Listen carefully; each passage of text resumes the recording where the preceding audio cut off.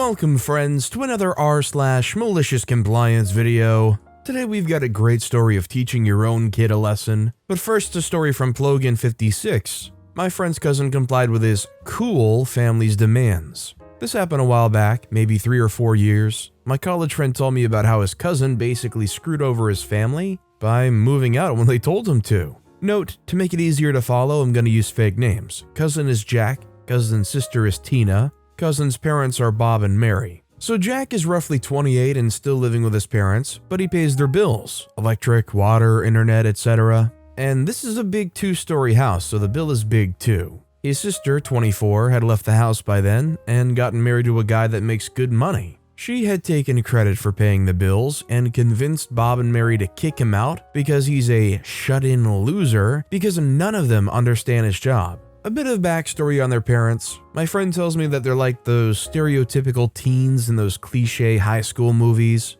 Basically, they look down on nerds and think people who study hard are uncool, that type of thing. Anyway, they kept that mentality even after growing up and having kids. So they always looked down on Jack for being nerdy and favoritized Tina because she was pretty and popular in high school. But apparently Jack didn't really care because his personal life had friends he cared about and he connected more with his relatives. So they all confront him, and after bad-mouthing him about how he stays in his room mostly and how his sister, her husband, and child need the space, they told him he has till the end of the month to leave.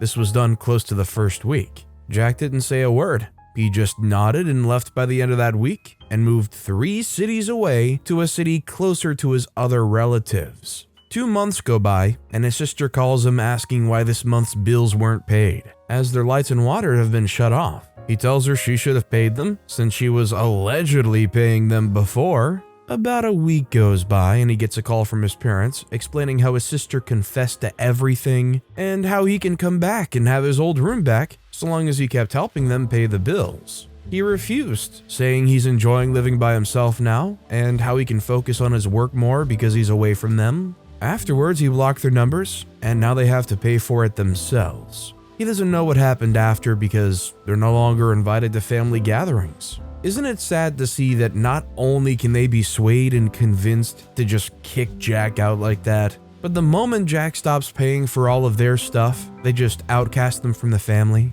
Because Jack is no longer essentially that pay pig that covers all their living expenses, they essentially say, oh, okay, well then Jack's dead to us and don't even bother showing up to a family gathering. That's some real familial love, right?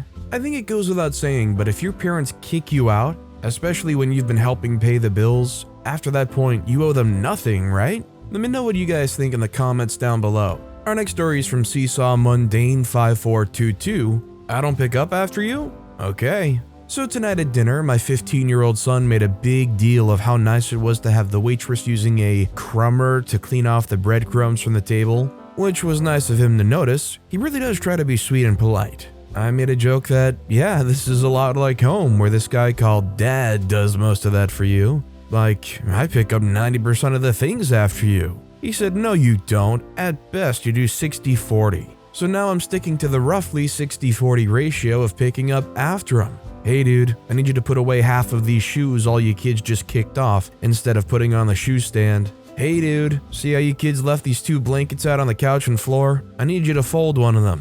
Hey dude, I need you to put away the soda cans you left by the PC in the living room. He lasted 3 minutes of this before cracking. Honestly, while growing up, God bless the parents who silently just did the background work, and honestly probably don't get enough appreciation for all the small things that they do that just go unnoticed because it's easy to tune it out or just not see it. By the way, if you're enjoying these stories, make sure to hit those like and subscribe buttons down below so you never miss any of my daily videos. Our next story is from Newberino7, Hotdogs and Carrots. In elementary school, we had a monthly hot dog day. Each month, a different class would be responsible to bring in snacks to be sold alongside the hot dogs at lunchtime as a way to fundraise. As a child, this was always an exciting time. We would often bring our spare change and load up on sweet treats, licorice, chocolate bars, candy, etc., that our parents may not send in our regular lunches. I had attended the school since grade 4, and during my last year, a couple of new teachers arrived and decided that sweets wouldn't be allowed and that the snacks had to be healthy. After a couple of these healthy hot dog days, it was my class's turn for snacks. I convinced my classmates that we would all bring baby carrots in for our snacks with the intent that no kid would be interested in spending all of their money on carrots and they wouldn't get the money they'd hoped for. We did this to send a message that we wanted our candy back. On the day, most brought carrots. For any kid whose parents sent something different, we pooled our money and bought those snacks so they wouldn't make it out to the rest of school at lunchtime. The new teachers were not happy, but my teacher applauded us for our non-violent protest. How do these teachers not understand that the biggest hustle you can do in school grounds is reselling candy? I think everybody knows at least somebody that in high school, middle school, they would bring candy in their backpack and they would sell one piece for $1. It was honestly a really good hustle, especially for like gum. Our next story is from Garcon 3000, got a day off work. So in my job, I work 40 hours a week, but get paid 38, and then get a day off a month, which is paid aka ADO or accrued day off. I'm allowed in theory to decide what day to take. I like a Friday or a Monday, so it's a long weekend. It's Australia, very normal. So I work 2 roles and have 2 team leaders. The Friday leader won't let me take a Friday off. The Monday leader gets annoyed that I'm always taking Monday, so I don't take any. It's been months since I used accrued day off hours. If I take a day, I use annual leave time. I now have 41 hours accrued, which then causes issues with HR, who don't like more than 24 hours ADO accrued. Tuesday, I get a phone call telling me I'm over hours. Would I like Friday off? You betcha. I think this is all about how much you enjoy the work, or how much you can tolerate the work. Because I think if you can tolerate it so you can just build up and accrue all these hours off, I think it's pretty nice having that in your back pocket, and God forbid if something does happen, I mean, you've got an impressive amount of time off. You can just take a couple days, no worries whatsoever. This next story is from Big Z, Festival Drink Token Compliance. A couple of years ago, I was attending a music festival where you had to buy tokens in order to exchange them for drinks. They would charge you an additional token for the reusable cup they would serve the drink in, and to encourage people not to throw them anywhere, you could bring back the cups to get back money equivalent to 1 token. At the end of the day, I wanted to leave, but I still had about 10 tokens left. I went directly to the stand where they sold them to exchange them back into money. After a short queue, when it was my turn, I showed my 10 tokens and was told that they didn't exchange the tokens back into money, only the cups. I tried to argue with the person working there, but they told me it was definitely not possible. I told them that it was alright and that I'll be back in a minute. I then proceeded to the bar, asked for 10 empty cups in exchange for my 10 tokens. They looked at me strangely, but immediately agreed to the exchange. I then went back to the stand where they sold the tokens, especially choosing the same queue as I was in before, and after another short wait, I was in front of the same employee. They looked at me, I showed them the stack of 10 clean cups, they looked at the cups, then they looked back at me. Okay, here's your money. So apparently the exchange rate was about €2 for 1 token. So basically OP had 10 tokens, which is roughly worth €20. And the only way to get that money back was to exchange them into cups. It's a weird currency hopping operation, but hey, if you get your money back, it's smart. You gotta love a good loophole like that. Our next story is from Lots of Bendy Straws, Screwing My Parents Over. As a soon-to-be college student, I got the amazing email this morning for choosing my move-in time. Families can choose times from 7:30 a.m. to 1:30 p.m., with most families choosing the times after 12 p.m. This information is useful for the future. My parents, who are divorced, were talking, or fighting, about what time they should move me in. Neither of them could possibly agree on a time to move me in because both of them wanted to have it their way or the highway. Neither of my parents or their partners can go up the night before for an early time, and neither of them want to drive the 3 hours to my university in the morning. This fighting's been going on until an hour ago. I told them to stop fighting and to just choose a simple time. It's not that hard. I get told that I should just choose a time if I want to tell them what to do, so I did. On August 17th, I'll be moving into my dream school's dorm at 7:30 a.m. I did indeed choose a time. Let's be real though, as much as it kinda sucks to head over there that early, it's probably the best time because depending on the climate, it's gonna be cooler. Depending on where you're moving into and where you gotta go with all the furniture, it's bound to have much fewer people around. Basically, if you can move past being up that early in the morning and doing work that early in the morning, it's probably for the best. Our next story is from Longmain9097. You don't like my graduation video? Great, let me redo it for you and see. I graduated from high school this year. Big thing, obviously. Now, the thing is that I studied at an international school in Europe. So as you might imagine, it's a pretty small establishment with pretty small classes. To set the scene, my class, which was the largest to ever graduate in my school, was made up of 18 people in total. That's it. So, plainly said, we're a pretty tight-knit group, and have shared many memories together not only in high school, but some of us throughout middle school too. Hence why it's a tradition that someone makes a graduation video to commemorate all the years shared by the students throughout the years. Me, being the masochist that I am, decided to volunteer to make the video thinking, how hard can it be? It's just 5 minutes worth of video with photos and video.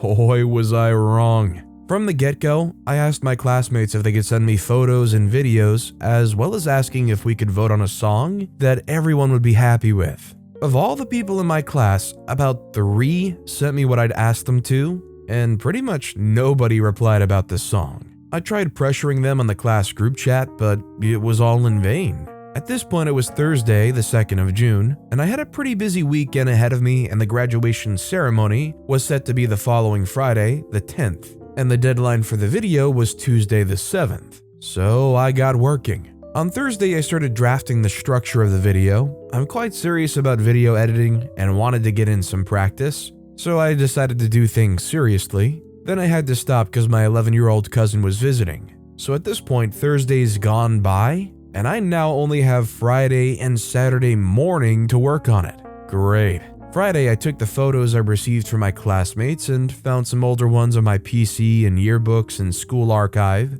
then proceeded to transfer all these files on my computer and downloaded a song I thought was appropriate to put in the background, Rocket Man by Elton John. Then between late afternoon and 3 a.m., I proceeded to edit 90% of the video. Saturday morning, I wake up rather annoyed, jump in the car, and keep editing for another 2 hours while I'm in the car with my family as we're driving to Milan to go to a concert. Finally, I'm done.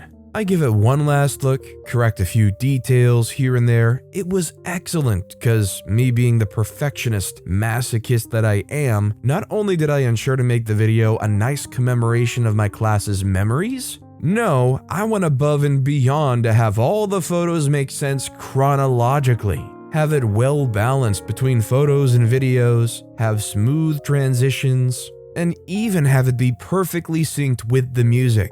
So, I export the file, upload it to my Google Drive, and share it with my classmates on WhatsApp.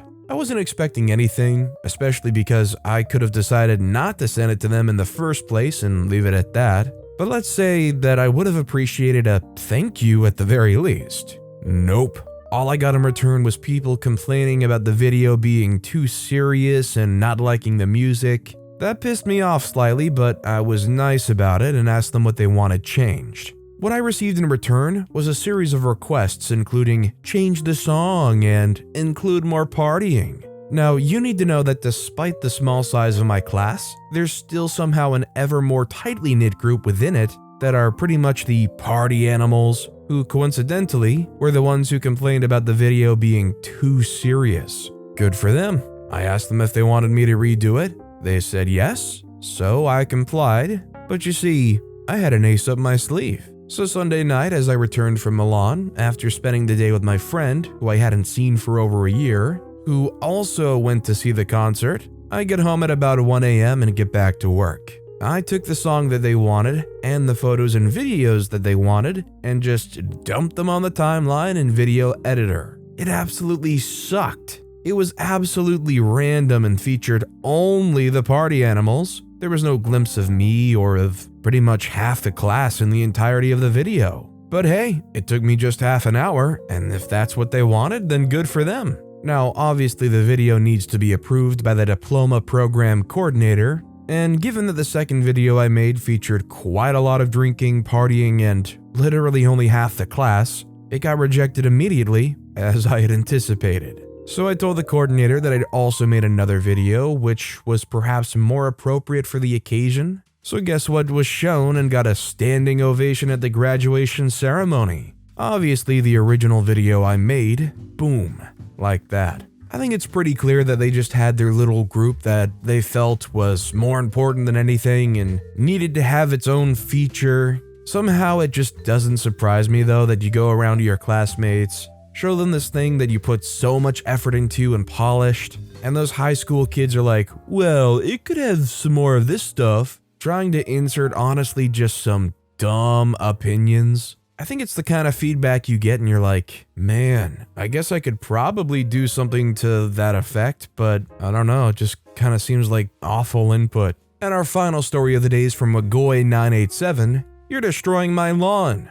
I live next door to a couple of high-functioning alcoholics living in a pretty big villa. Their screaming matches at night were legendary. This is relevant because it says something about their communication skills in scream first, think later attitudes. They hired a contractor to extend their concrete balcony. 2 concrete columns were already constructed when they were putting in the beam. During or shortly after the pouring of the beam, the lady of the house wakes up hungover, and at some point, she realizes that there's 2 jack posts that are holding up the beam while it's drying. Those were on some heavy footers that were on the grass lawn. So the yelling starts. How dare they destroy her grass like that? Get those jack posts out of there immediately.